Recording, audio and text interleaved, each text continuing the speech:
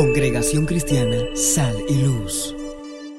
Año 2023, año para redefinir. Segundo trimestre, la vida en el Espíritu. Yo me conformo con una sola cosa, y fue que usted trajo a alguien. No voy a mencionar el nombre, pero sabemos, miren, en la ganadería hay un tipo de animal, no voy a mencionar el nombre para que no se crea que es ofensivo, pero hay un tipo de animal que tienen son la misma raza, pero su comportamiento le hace llamar diferente. Y es que uno es domable y hay otro que es indomable. Hay gente que son, mire, indomables, pero nos sentimos agradecidos de Dios porque de una forma u otra estamos presentes. Miren, vamos de una vez porque vamos a aprovechar el tiempo para así avanzar. La semana pasada, yo no hablé de nadie. Póngase sobre sus pies y vamos a acercarnos a las escrituras de una vez. Vamos a aprovechar el tiempo. Sabemos que tenemos mucho que aprender. Por lo tanto, para mí es un deseo que cada uno de ustedes pueda prestar la debida atención para que conforme a lo que el Señor ha puesto en los corazones de cada uno de nosotros, podamos producir la dirección correcta. Vamos a repetir el texto que hablamos la semana pasada y volvemos de nuevo. Es el texto de Hebreos capítulo 12, verso 14. Aquellos que tienen sus celulares, sus iPads, su Biblia física o lo que quieran acercarse a la pantalla, aquellos que quieren empezar a anotar, vamos a sacarle provecho a este tiempo, a este versículo.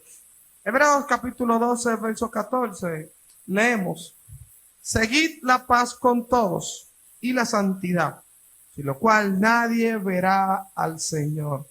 Señor, te damos gracias, porque en las Escrituras encontramos tu palabra, la cual se revela a nuestro espíritu, produciendo conforme a la naturaleza que ella misma tiene, entendiendo que hemos nacido de nuevo, la cual esto nos convierte en un tipo de terreno, la cual tú defines que es buena tierra. Entendemos que la palabra también es buena semilla. Permite que ésta pueda producir en nosotros, Señor, conforme a la naturaleza de ella misma. No permita que el humanismo y el deseo de querer dar más allá de lo que tú quieres nos lleve a nosotros a salirnos del carril que tú has establecido. Permite, Señor, que podamos, así como dijo Yandra, atesorar lo que vamos a recibir. Padre, en el nombre de Cristo, amén y amén. Miren, la semana pasada nosotros estamos hablando del trimestre completo, lo que es la vida en el Espíritu. Durante el trimestre hemos establecido lo que fue la definición del ser, ¿qué es el ser? Tuvimos un taller hablando acerca de lo que es el ser espiritual. Dentro de eso hemos estado hablando acerca de la vida en el Espíritu, qué es la vida en el Espíritu, y hemos estado estableciendo que también no es la vida en el Espíritu.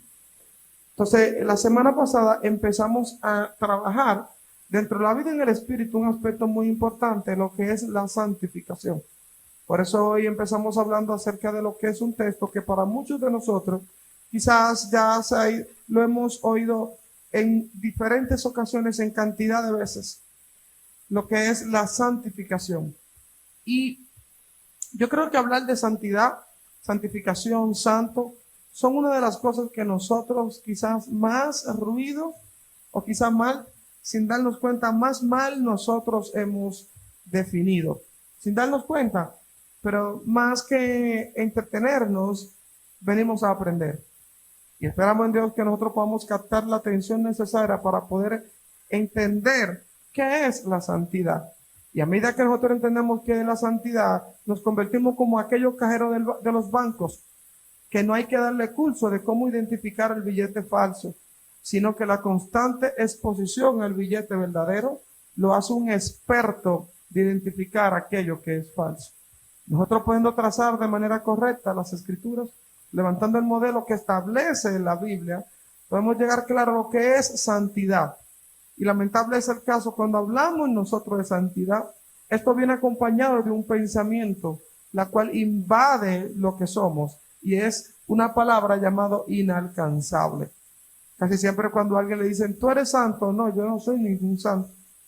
E incluso cuando a las personas están hablando acerca de lo que un estándar moral, te dicen, no, porque yo tampoco soy un santo, dando a entender que la santidad está siendo definida por un comportamiento ético y moral. Pero realmente las escrituras establecen eso. Hagamos un pequeño resumen de lo que estuvimos hablando la semana pasada para que podamos conectar acerca de esto. Y como es de costumbre, antes de entrar de lleno en esto, quiero repetir la definición que nosotros venimos diciendo domingo tras domingo, lo que es la vida en el Espíritu. El objetivo es de repetirlo todos los domingos para que al final del trimestre usted pueda definir, tener una definición clara, qué es la vida en el Espíritu, y no que cada uno esté definiendo a su forma, sino que podamos tener una definición clara que marque una dirección. ¿Qué es la vida en el Espíritu? Definimos vivir en el Espíritu es traer a la realidad la obra consumada de la cruz, donde esta vida tiene esta vida tiene una expresión en paz. Esta misma tiene una expresión en pasado, presente y futuro. Y esta se recibe, se ejercita y crece, llevándonos a reflejar a plenitud su fruto. Entonces, la semana pasada estuvimos diciendo que para hablar de santificación, hay dos palabras que lo acompañan. La primera palabra que dijimos fue santo, y la segunda que dijimos es santidad. Yo sé que muchos de nosotros culturalmente hablamos de lo que es santo, pero por lo regular no hablamos de santidad. E incluso la cultura le da un uso donde eleva el nivel de lo que es la santidad para referirse a lo que es el Papa. Cuando se refieren al Papa, el seudónimo que se dice, su santidad, el Papa. E incluso es la única persona en la tierra que yo recuerde que se le llama así, su santidad es al Papa. Dando a nosotros que nadie, alguno de ustedes ha escuchado a alguien decirle, mire su santidad, Juan, usted no. ¿Por qué? Porque ya culturalmente nosotros hemos definido que eso no es para mí, que yo no alcanzo ese nivel. Y desde ese punto de vista la cultura empezó a construir un modelo. Y ese modelo, sin darnos cuenta, se hizo inalcanzable, dándonos a entender a nosotros que nadie de nosotros puede llegar a ese nivel.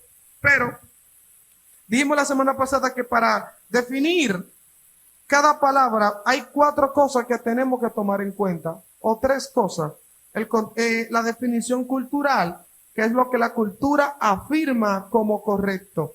La definición dogmática, que es lo que de manera dogmática nosotros hemos asumido como santidad. Y la definición bíblica, y esta tiene 2 expresiones, la que es fuera de contexto y la que está dentro del contexto bíblico. Y como sé que tenemos personas que quizás no tuvieron la semana pasada, voy a tomar un momento para poder explicar, para no generar esta laguna. Cuando nosotros hablamos de santidad o santo, esto viene siendo lo mismo. Santidad o santo, aunque quizás no lo utilicemos, pero es lo mismo. ¿Y qué define la cultura como santo? La cultura define como santo a aquella persona que no peca, aquella persona que no comete ninguna práctica inmoral. Por eso cuando se le dicen a la persona, tú eres santo, no. También tenemos ciertas instituciones que elevan el nivel de las personas y dicen, a partir de ahora, este será llamado un santo. También dentro del argot de lo que es una clase de otra forma, también nos dice que el santo es aquel que se le rinde culto. Aquella persona aquella imagen que se le prende una vela, se le entrega sacrificio o se pone en un altar. Esa es la definición cultural. La definición dogmática es lo que la iglesia ha asumido. En algunos contextos se dice que la santidad está definida por la ropa, está definida por la forma en que la persona habla, por la forma en que la persona se comporta o por los compromisos que esta persona asume ante la iglesia. Llámese cantidad de veces que se congrega, llámese cantidad de cosas que hace, llámese cantidad de horas que dice que expresa, o en algunos contextos podemos decir la cantidad de horas que dedica a lo que llamamos buscar a Dios. La santidad dogmática nos enseña a nosotros que esto se logra por medio de ¿qué? Por medio de algunos sacrificios que yo pueda obtener. Y está la santidad, lo que es la santidad que define la Biblia. Y dije que una está fuera de contexto y otra está dentro del contexto. La primera que está fuera de contexto es aquella que la Biblia cita, pero de acuerdo al tiempo en el que nosotros vivimos, no se adecua a lo que nosotros tenemos que aplicar. Por ejemplo, si leemos las Escrituras, vemos que se utilizaba en la época de Moisés aquel aceite y aceites tipo de ropa para producir santidad en las cosas. Dios le dijo a Moisés, mira, cuando se vayan a acercar al tabernáculo, asegúrate que tengan tal ropa, que haya pasado por tal proceso de santificación. Eso lo dice la Biblia. E incluso uno de los procesos de santificación que establece la Biblia es la circuncisión. Y esta tenía que realizarse al 8º día que el niño nacía. Había un proceso de santificación para ella, pero también para la madre. Para la madre, si era varón, a los 33 días. Y si era hombre, si era mujer, a los 40 días. Cuando pasaban esos días, ellos tenían que presentarse al templo para pasar un proceso de santificación y en algunos contextos de purificación. Entonces, eso es lo bíblico. Pero eso está fuera de contexto. ¿Por qué? Porque de acuerdo al tiempo en el que nosotros vivimos, ninguno de nosotros tenemos que hacer eso. Y es interesante. ¿Por qué? Porque a veces nosotros decimos, que dice el libro de Hebreos, Dios no cambia. Bueno, en verdad, Dios no cambia en esencia y naturaleza, pero Dios establece su justicia. Y la justicia de Dios no es por medio de acciones como tal, sino por medio de un pacto. Y cada pacto que Dios establece, este pacto establece la justicia de Dios. Y cuando hablamos de justicia, ¿a qué nos referimos? De cómo el hombre se va a acercar a Dios. Cada pacto que rige, Dios establece de qué forma el hombre se va a acercar a Dios. Abraham, cuando empieza a tener un pacto, cuando empieza a tener un acercamiento con Dios, lo primero que Dios le pide, haz un sacrificio. Fue el modo que Dios estableció que él se iba a acercar. Luego, durante el contexto de Moisés, Dios estableció muchísimas formas de sacrificar, de sacrificio, para que el hombre, cuando se acercara a él, antes de hacerlo, ¿qué tuviera que hacer? Presentara un sacrificio. Y Dios era tan riguroso con eso que hasta cuando tú ibas a presentar un sacrificio, le decían, no presentes ese sacrificio si tú estás en conflicto con tu hermano. El contexto de la ofrenda que se refería ahí no era financiera, sino cuando era una ofrenda de perdón de pecado. Lo que Dios le decía, no vaya a pedir perdón de pecado si tú todavía no has perdonado a tu hermano. Sabemos que dice ese texto, lo hemos utilizado para hablar cosas financieras, pero no era el contexto. Entonces, el mismo Dios que estableció todo este modelo es que dice en el libro de Hebreos, sacrificio y ofrenda no te agradaron. Mas yo dije, prepárame cuerpo. Entonces, ese mismo que en un momento dijo que para acercarse a mí era por medio de un sacrificio, está diciendo ahora, ya los sacrificios en ese modelo ya a mí no me agradan. Entonces, tenemos que tener conciencia de cuando nosotros vamos a definir la santidad, basada en qué contexto nosotros vamos a definir. Porque es posible que estemos abrazando cosas que la Biblia dice, pero van conforme a otro tiempo. Y usted está lleno de hacer cosas que a Dios no le agrada. Y yo leí una palabra que me llamó mucho la atención en el día de hoy, y es que decía, podemos hacer cosas de amor, pero hacerlas sin amor. Lo estuve escuchando, lo estuve viendo que lo publicó una persona muy conocida entre nosotros llamado Ricky Hell. Asimismo, nosotros podemos estar haciendo muchas cosas para Dios, pero sin Dios. Entonces, ¿por qué? Porque para agradar a Dios, nosotros muchas veces creemos que tenemos que hacer un listado de cosas. Pero la complacencia en Dios no nace producto de una obra que tú entregas, sino que nace producto de una naturaleza en la que tú estás.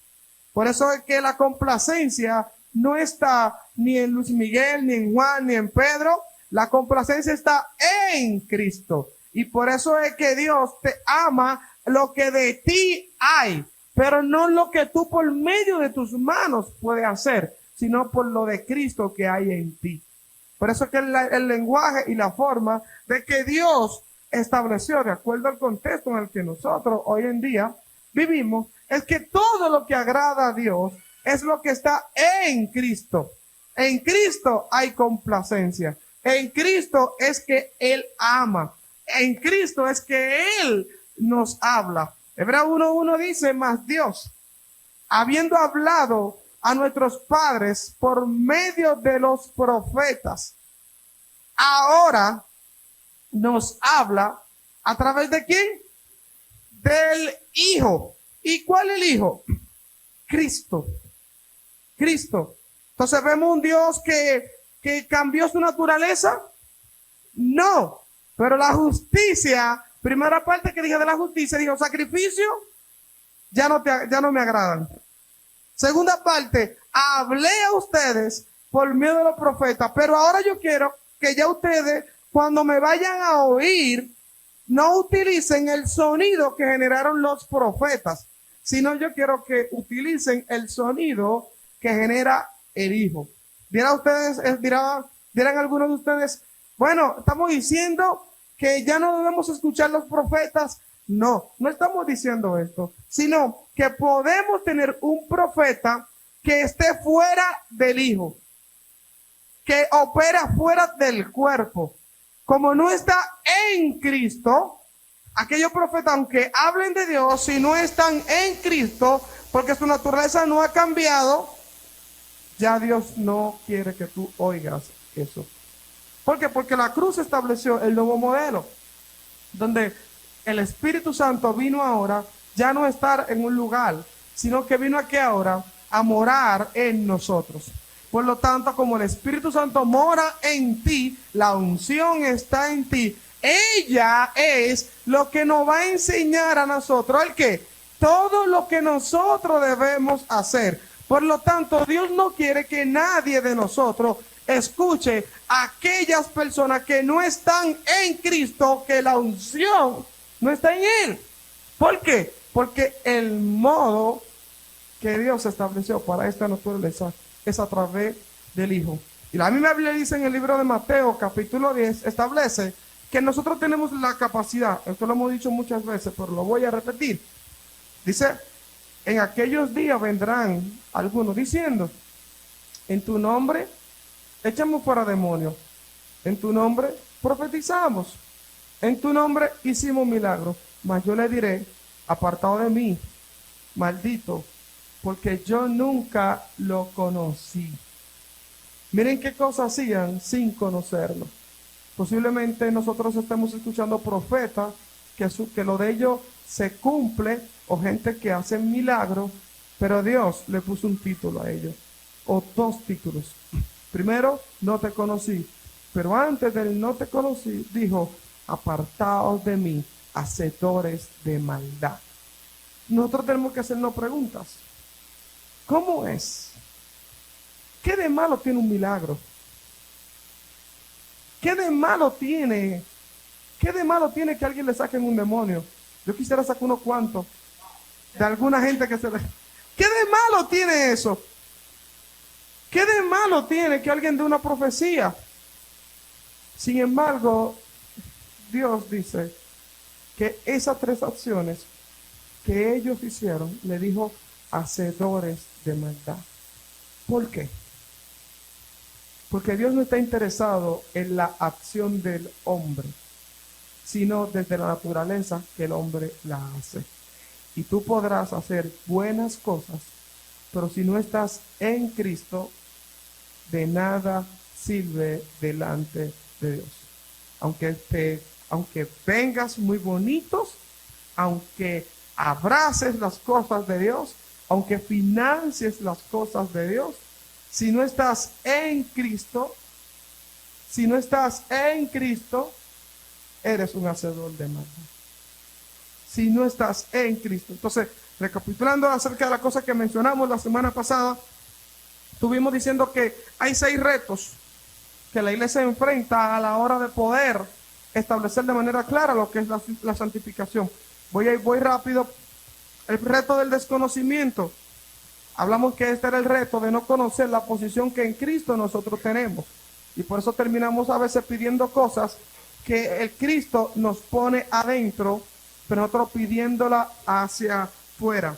El segundo es el reto del reconocimiento, de reconocer la obra y la posición que por derecho y en herencia en Cristo nosotros recibimos. Y dijimos en este punto que hay 2 cosas importantes sobre la cual nosotros luchamos a diario. El primero es que hay un grupo de personas que le encanta vivir la seguridad que produce la esclavitud. Pusimos un ejemplo interesante y es que, por ejemplo, hay niños, el niño de Madiel, creo que es el más pequeño que camina aquí, él no tiene miedo de que se vaya a tirar por esa ventana, porque él sabe que él no tiene la altura necesaria para tirarse. Entonces, esa le funciona como una cárcel. Y esa cárcel le genera como una esclavitud. Y él se siente seguro con esa esclavitud. Pero, si esto tuviese descubierto, es posible que Madiel ni siquiera viniera con el niño. ¿Por qué? Porque esa libertad le va a producir a él una responsabilidad.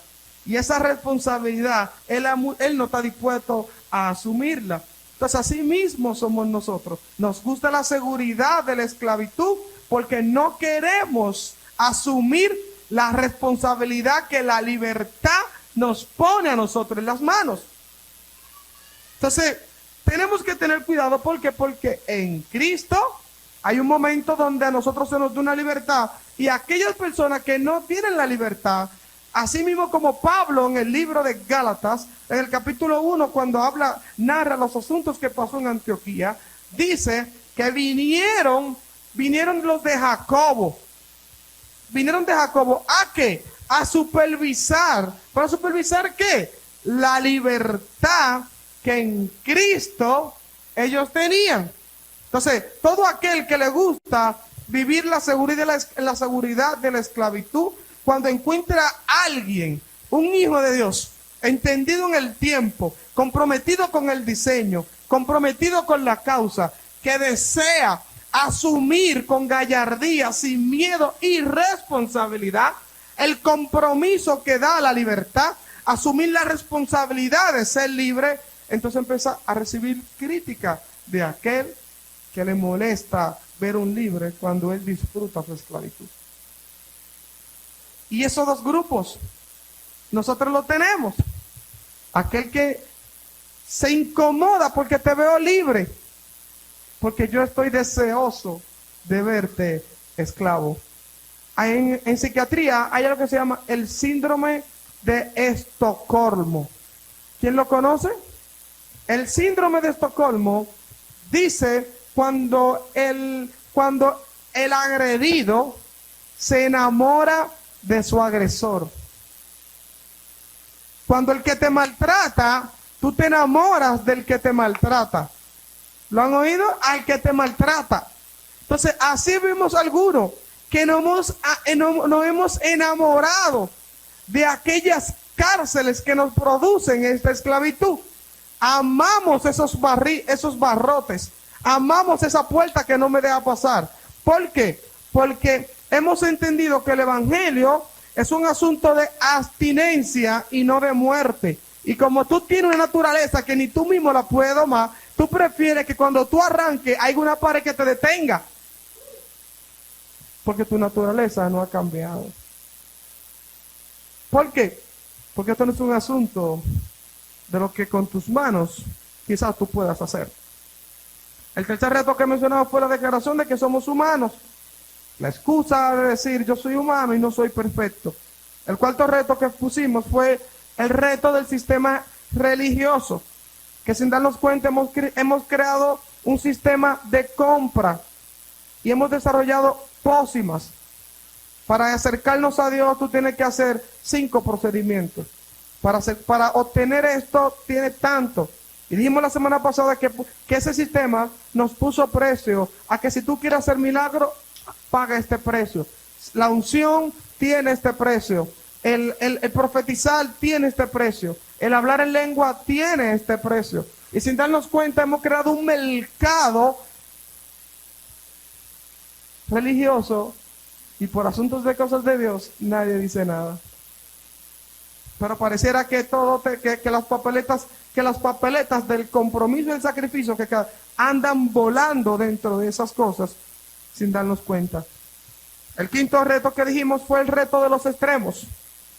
Y mencionamos 3 tipos de verdades. Hay 3 tipos de verdades. Hay unas verdades que esclavizan. Hay otras verdades que se convierten en libertinaje. Y mencionamos un reguero de cosas la semana pasada, de aquella verdad de aquellas personas. Y nada más voy a mencionar 2 porque no quiero entrar en detalle, porque quiero avanzar. Aquellas verdades de que se te dice que la salvación ahora depende de estar en Cristo y que no te importa si te congregas o no. La verdad que te dicen ahora que ahora el diezmo no vivimos en la época de la ley y que ahora no tenemos que diezmar porque eso era un asunto de la ley.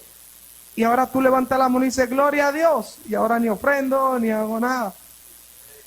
Entonces, ¿cómo es esas verdades?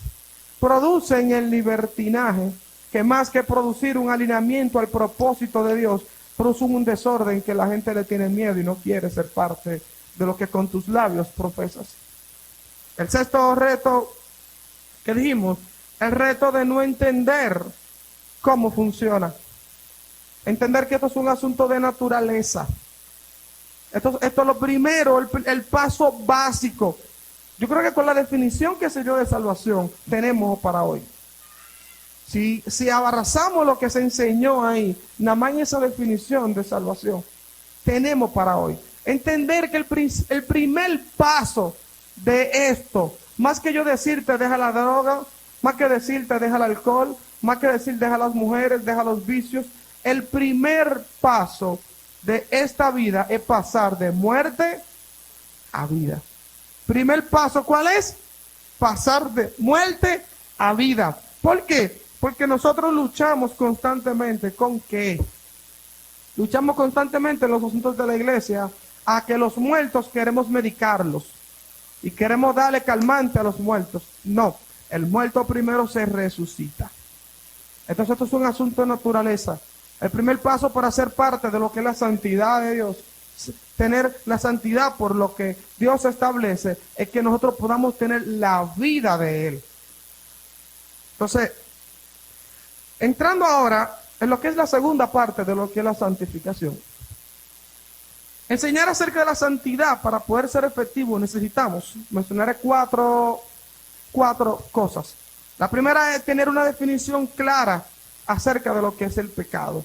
La semana pasada definimos la palabra pecado y dijimos que pecado, aunque tiene una implicación moral, hay algo más importante y es el pecado que la Biblia lo define no como un asunto de un acto que tú haces, sino como una naturaleza que tú tienes, producto de la herencia genética del pecado en Adán.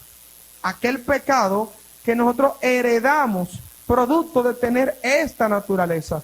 Por eso vemos que la solución a este pecado, Dios no creó un procedimiento nuevo. La ley que se le entregó a Moisés tenía 613 mandamientos. Si Dios hubiese querido crear un sistema nuevo, hubiese mandado 600 o no sé, 200, 300 o 1000 mandamientos nuevos.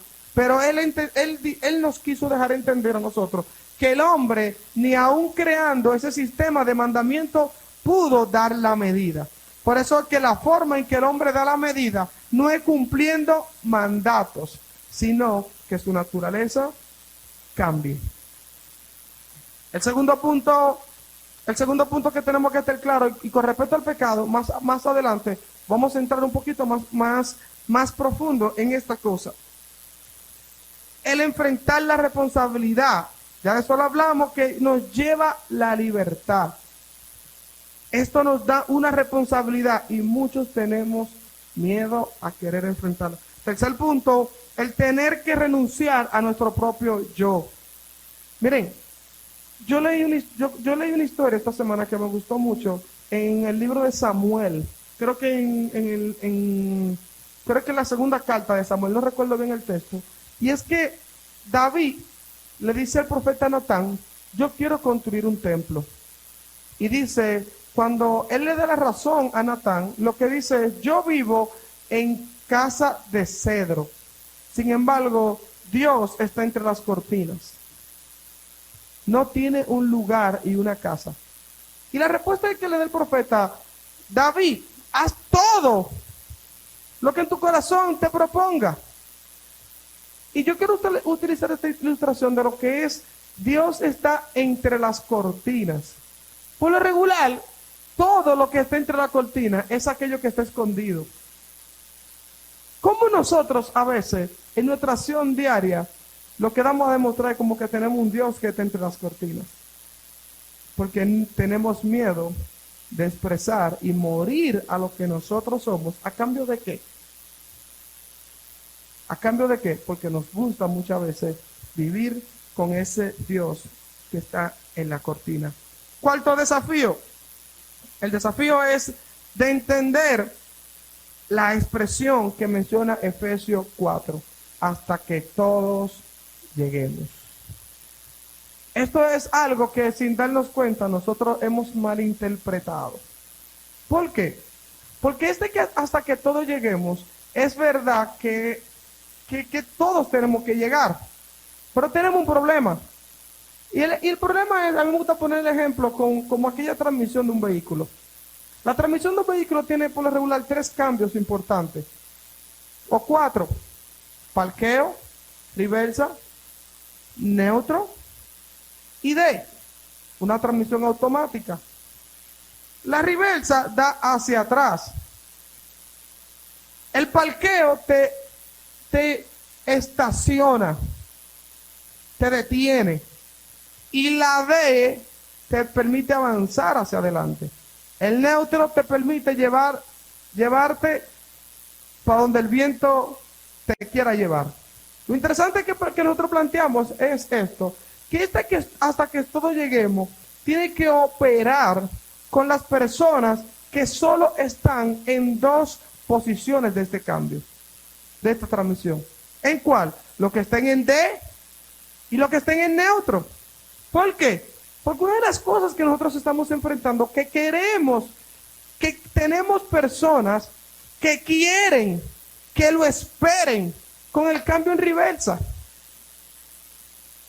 Con el cambio en reversa. Hay un merengue de Juan Luis Guerra, muy conocido.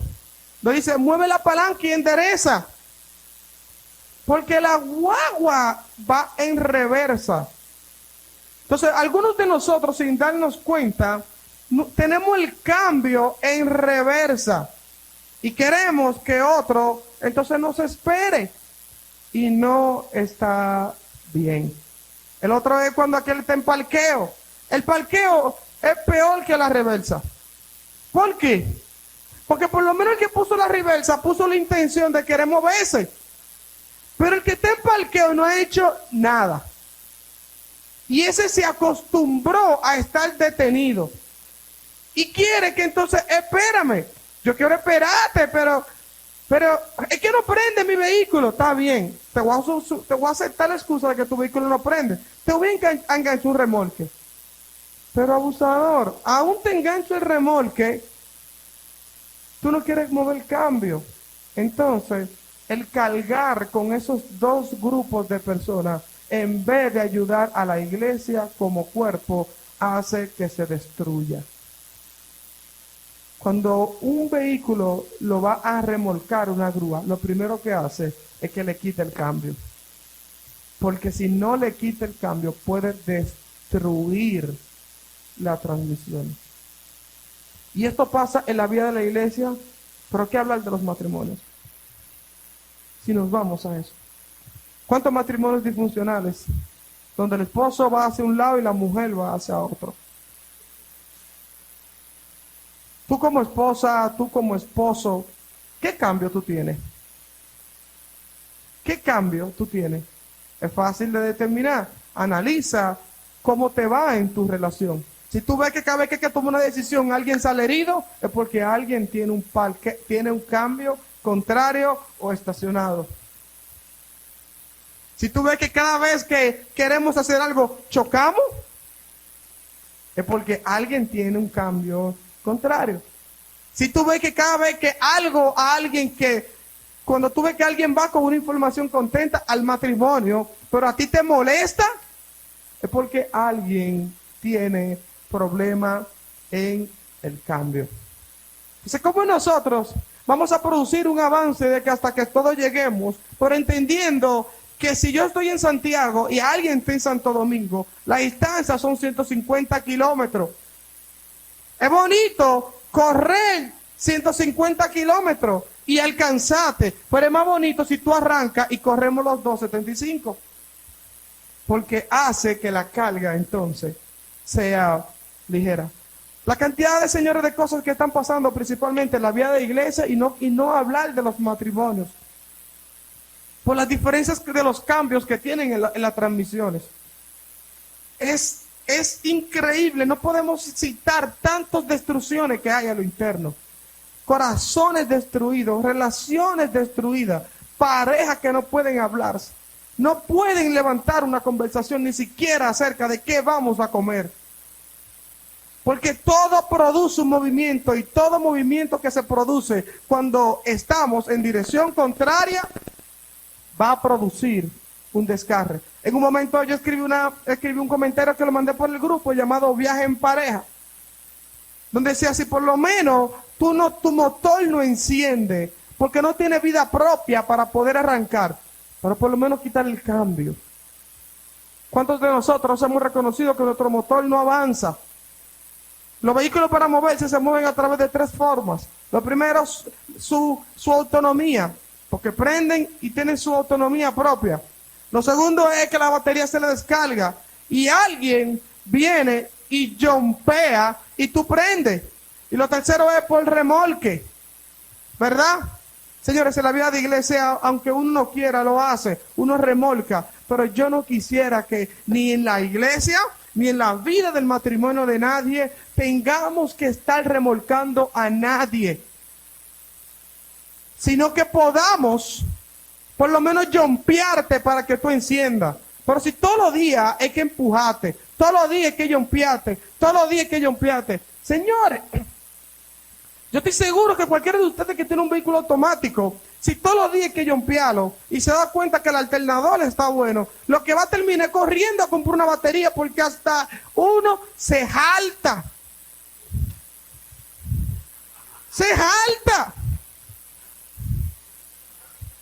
Entonces, ¿cómo tú, sin darte cuenta, en tu relación de matrimonio, eres el que produce? Me voy a inventar una palabra.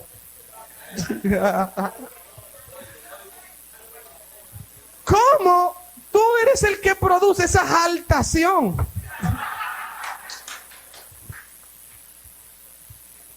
Porque es incómodo. Entonces, aterrizando de nuevo a lo que es la santificación, señores. Hay que santificar los matrimonios, sí, en el nombre de Jesús, amén. La santificación tiene 2 expresiones. La primera es por posición. Lo dijimos la semana pasada y lo volvemos a recordar. La primera es, ¿cuál es? Por posición. La segunda es por progresión. Lo que la Biblia llama posición, le llama santidad. Y lo que la Biblia le llama progresión, le llama santificación. Por eso dijimos ahorita algo interesante, y es lo que es el efecto de lo que es la salvación. Expresado en 3 tiempos. Primer tiempo, nos dio vida. Tiempo pasado. Segundo tiempo, presente. ¿Qué está haciendo? Nos está santificando. Tercer tiempo es el que pasará en el futuro, que es la glorificación del cuerpo.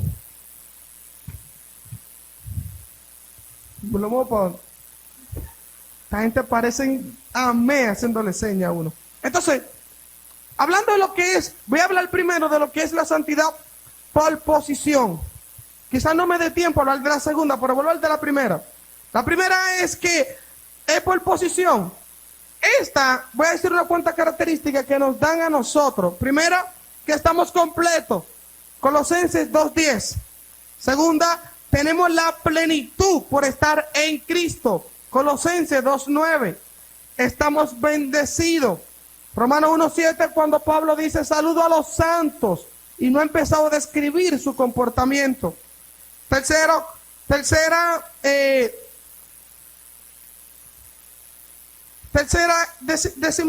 dijimos que estamos completos, que estamos bendecidos, que tenemos la plenitud y que tenemos una posición de santidad. Ahora, vamos a hablar de algunos retos o algunas cosas que nos impiden entender esta santidad por posición.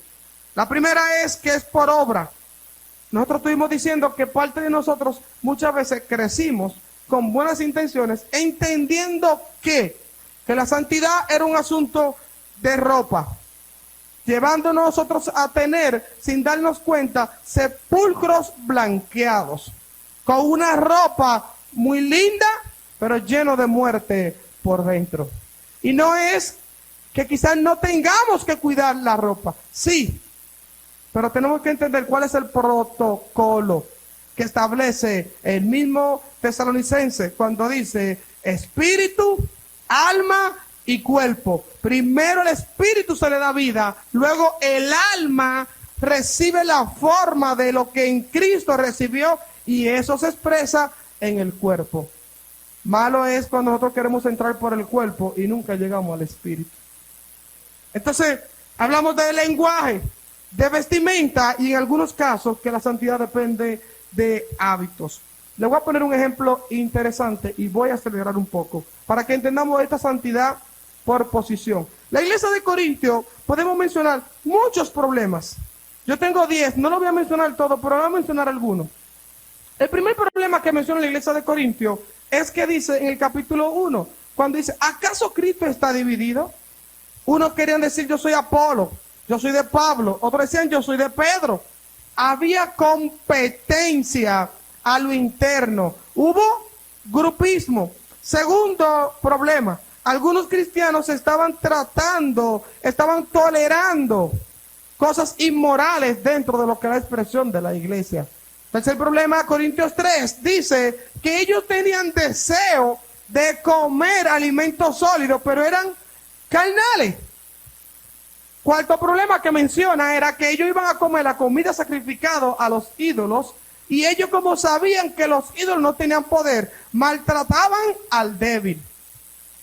Y a mí no me importa lo que tú pienses. Y Pablo lo ataca y expresa el quinto problema. Y es la única vez que usted ve a Pablo diciendo que el conocimiento envanece. Y envanece no cuando tenemos conocimiento. El conocimiento no te envanece. Si lees el contexto inmediato, lo que te envanece es querer aprender para maltratar a otro. Es la única parte en las escrituras que dice que el amor es lo que edifica. A veces nosotros queremos ir y rebuscar verdades para tirársela a otro en la cara. Ese conocimiento envanece, no sirve. Quinto problema que menciona, el abuso que tenían ellos con lo que era la cena del Señor. Los ricos querían llegar primero y querían ir a hartarse, ignorando constantemente lo que se enseñaba. Sexto problema, el uso de manera irresponsable del uso de hablar en lengua. El uso de hablar en lengua. Hablaban de manera irresponsable. Y mire, Pablo dice, yo prefiero hablar 5 palabras en lengua, 5 palabras con entendimiento que 10,000 en lengua. Mire qué comparación hace Pablo. 5 contra 10,000. Sin embargo, a esta iglesia, miren cómo Pablo le entra. Contexto inmediato, 1 Corintios capítulo 1:1. Miren cómo Pablo le dice, el verso 2, a la iglesia de Dios que está en Corintio, a los santificados en Cristo Jesús. A estas personas que tienen esta deficiencia, ¿cómo Pablo le dice? Santificados. ¿Qué me dice eso a mí? ¿De qué depende de la santidad entonces? Le mencioné unos cuantos y todavía hay más problemas. ¿De qué depende la santidad en Dios? Si al final ellos tenían este problema. Y miren esto, la iglesia de Corintio tenían, a pesar de los problemas que tenían, miren las virtudes que tenían. Primera de Corintios capítulo 1, del verso 4 al 8. Pablo dice, por la gracia de Dios que os fue dada a Cristo Jesús, porque en todas las cosas fuiste enriquecido. Lo primero que dice, en todas las cosas fuiste enriquecido. Y para que tú no asumas a qué Pablo le llama todas las cosas, él en el contexto inmediato lo dice 4 cosas. Primero, en toda palabra. Segundo, en toda ciencia. Tercero, esto es difícil de entender, pero lo voy a decir. Dice, así como el testimonio acerca de Cristo ha sido confirmado en ustedes. Cuarto, de tal manera que nada os falta en ningún don. No le falta ningún don. Primera virtud que tenía la iglesia de Corinto, a pesar de tener los problemas, es que tenían la virtud de tenerlo todo. Segunda virtud, la virtud de tener la expresión de los dones. El capítulo 12 del libro de Corintios nos enseña a nosotros todos los dones que tenían la iglesia de Corintios.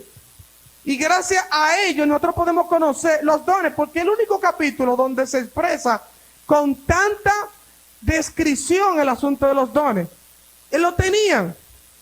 El tercera virtud que tenían, la virtud de tener de los mejores maestros del primer siglo, Pablo, Pedro y Apolo. Pablo, todos conocemos su testimonio. Pedro era conocido como la columna de la iglesia y Apolo, poderoso en las escrituras. Sin embargo, esto nos enseña a nosotros. Miren que nos enseña, le diré 5 cosas. Primero, podemos tener todos los dones y no ser espirituales. Segundo, podemos tener ciertas debilidades, pero no dejamos de llamarnos santos. Porque la santidad, que es por posición, no depende de lo que tú haces. Y sé que estamos cayendo en un extremo, la cual voy a tratar de jalar más adelante. Tercero, podemos tener los mejores maestros y no ser los mejores discípulos. El expositor ayer, nosotros fuimos anfitrión de un evento ayer, donde agradezco en gran manera el equipo de servidores y todas las personas que se pusieron a disposición. Hicieron un trabajo excelente. Pero algo me marcó que dijo él, que estamos en una era la cual yo defino como la incoherencia. Bebiendo café descafeinado y predicando un cristianismo sin Cristo. Entonces, cuarto, podemos expresar con nuestro deseo que somos espirituales, pero nuestras acciones nos definen a nosotros como carnales. 1 Corintios capítulo 3, ¿acaso vosotros sois espirituales? Si todavía en ustedes hay contienda, disensión, si todavía tengo que decirle que le falta amor, noten algo interesante, que la iglesia de Corintio, teniéndolo todo, ¿ustedes creen, señores, pero entender la Biblia a partir de la narrativa bíblica nos ayuda a nosotros? Nos ayuda a nosotros a poder enlazar la historia completa. Muchos de nosotros hemos leído 1 Corintios 13 y a muchos de nuestras parejas lo utilizamos para regalar flores. Pero cuando usted pone esa información en su contexto, lo que da ganas de llorar.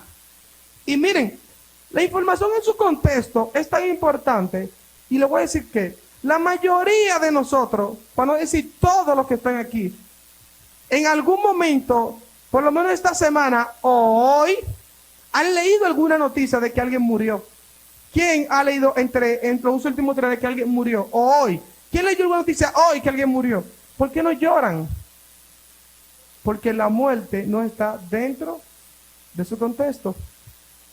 Así es la información. Fuera de su contexto no produce ningún efecto emocional. Entonces, esa iglesia, cuando usted agarra el 1 Corintios 13 y lo deposita en su contexto, ¿usted entiende? Corintios 13 es lo que conocemos como la declaración de amor, ¿verdad? El amor es sufrido, el amor es benigno, el amor no es jactancioso, el amor todo lo puede. Muy bien, excelente descripción del amor. Pero lo que se lo están diciendo es una gente que andan hablando en lengua, una gente que andan haciendo milagros, una gente que tienen toda ciencia, una gente que andan profetizando, una gente que lo tienen todo. Y a esta gente que tiene todo le dicen, tú no amas. Y ahí el contexto entonces tiene peso.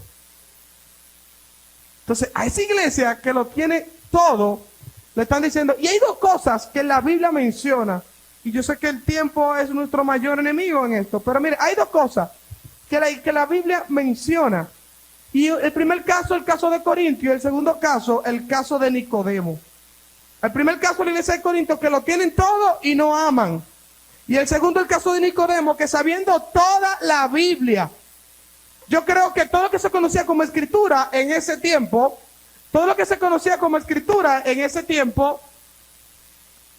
no hay una persona que supiese más de Biblia que Nicodemo.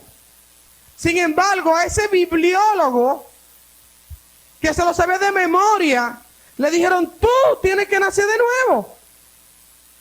Tú tienes que nacer de nuevo, ese bibliólogo. Entonces, ¿cuántos de nosotros que dominamos el conocimiento, que nuestra gnosis, nuestro cerebro está lleno de información? Citamos de memoria algunos textos, sabemos la Biblia de memoria. ¿A cuántos de nosotros quizás Dios hoy nos está diciendo, tú eres un Nicodemo, tienes que nacer de nuevo? Para avanzar un poquito más, para terminar, miren, esto no quiere decir que nosotros vamos a usar esta posición de Corintios. Hay 2 cosas que menciona la Biblia, que no quiere decir que el hecho de que ellos lo tengan todo, voy a empezar a jalar el extremo, que yo sé que algunos se me están yendo, de entender que quizás que vamos a vivir una vida desordenada. No. Primer ejemplo, 1 Corintios capítulo 5, Pablo dice, para que hagamos males, para que sobrevengan bienes. Lo acusaron. Pablo dice, no estamos diciendo eso. Como se nos acusa que yo estoy enseñando, se lo digo a Pablo, que hagamos males para que me sobrevengan bien. No. O segundo, Gálatas 5:13, cuando dice que nosotros vamos a utilizar la libertad como ocasión para la carne. No es el asunto. Voy a volar algo para que caigamos en esto. Miren, es necesario que observemos algunos textos. Primer texto, Gálatas 5:25 dice, si vivimos en el Espíritu, andemos también por el Espíritu. Este texto nos enseña a nosotros 2 cosas. Lo primero es vivir en el Espíritu. Esto nos dice a nosotros que es un asunto de posición. Tengo la posición de que vivo ahora en el Espíritu. Pero ahora la parte B del texto me enseña la demanda que sobre mí cae. ¿Cuál es la parte B? Entonces andemos también en el Espíritu. La parte B nos enseña a nosotros lo que es intención y santificación. Efesios 4:1-3 dice, yo pues, preso en el Señor, os ruego que andéis como es digno de la vocación con la que fuiste llamado. Tenemos una vida que lo tiene todo, es verdad, y sabemos que lo que yo haga no es que me va a dar una posición de santidad, pero esta naturaleza que me habita, la cual es la vida de Cristo, tiene un estándar, la cual expresa. Y este estándar dice 3 puntos, dice Efesios 3. Primero, con toda humildad. Segundo, con mansedumbre. Y tercero, soportando con paciencia los unos con los otros. Y ahí algunos de nosotros tenemos que revisarnos, porque se nos hace difícil soportar el uno del otro. A veces aún pasando tanto tiempo juntos, pero separados emocionalmente. Filipenses 4, 8 y 9. Por los demás, hermanos, a mí me encanta este texto porque Pablo dice 7 cosas que el hombre que tiene esta naturaleza tiene que expresar. Primera, todo lo que es verdadero. Segundo, todo lo que es honesto. Tercero, todo lo justo. Cuarto, todo lo puro. Quinto, todo lo amable. Sexto, todo lo que es de buen nombre. Y me gusta porque la parte séptima, él dice, si se me queda algo, dice, si hay virtud alguna y si algo es digno de alabanza, por si se me queda algo, entonces dice, en esto pensad. Tenemos una naturaleza que me da una posición, pero también tenemos una naturaleza que demanda en nosotros una intención. No estamos predicando un evangelio irresponsable que ahora tú vas a andar y utilizar la ocasión como libertad para la carne. Y la libertad va a producir en ti un libertinaje. Efesios 2:10 dice, porque somos hechura suyo, creados en Cristo Jesús para buenas obras. Efesios 1:5 dice, en amor, habiéndonos predestinados para ser adoptados hijos suyos, por medio de Jesucristo, según el puro afecto de su voluntad. Y dice el verso 6, para la alabanza de su gloria. Terminamos con esto. Cuando hablamos de pecado hay 3 estándares en la cual nosotros establecemos. El estándar interno del vacío existencial que nosotros queremos cubrir. Ese estándar de que me siento vacío, de que no tengo nada. Ese estándar interno, muchos de nosotros empezamos por nuestra propia mano a querer cubrirlo.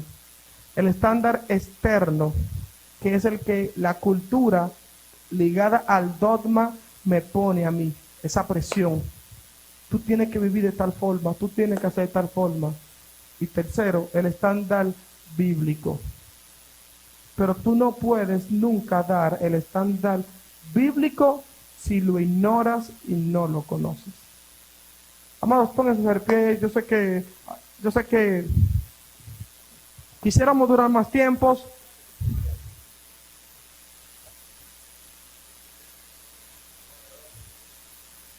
Pero si hay algo que yo quiero que se lleven, señores,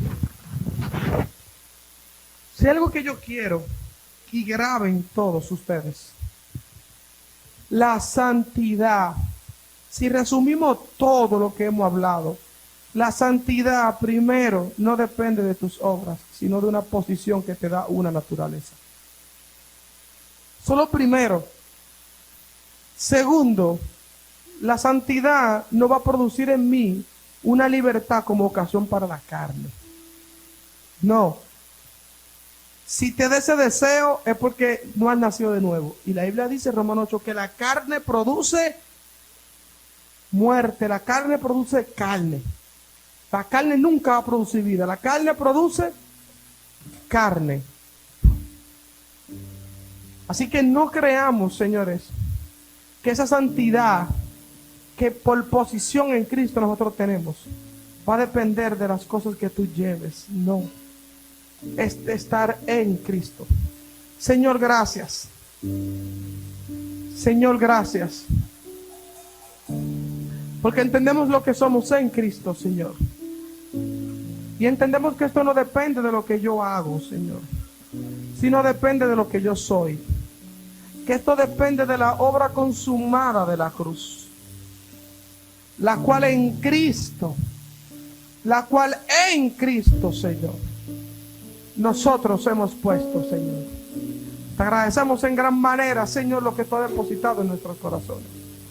La responsabilidad que tú has puesto en nuestras manos, la cual demanda de nosotros un accionar. Esta santidad, Señor, que no depende del sistema quizás dogmático que me dio forma. No depende de eso, Señor. Sino depende de lo que soy en Cristo. entendiendo que tú encontraste complacencia en tu Hijo, aún sin Él haber hecho nada.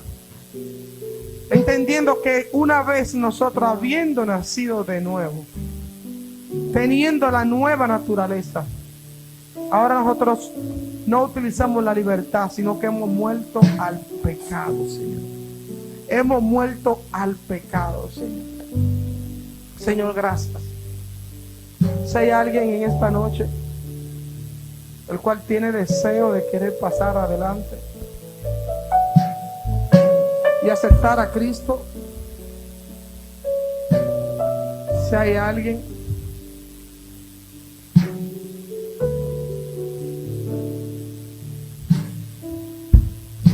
Señor, gracias. Nos vamos a despedir.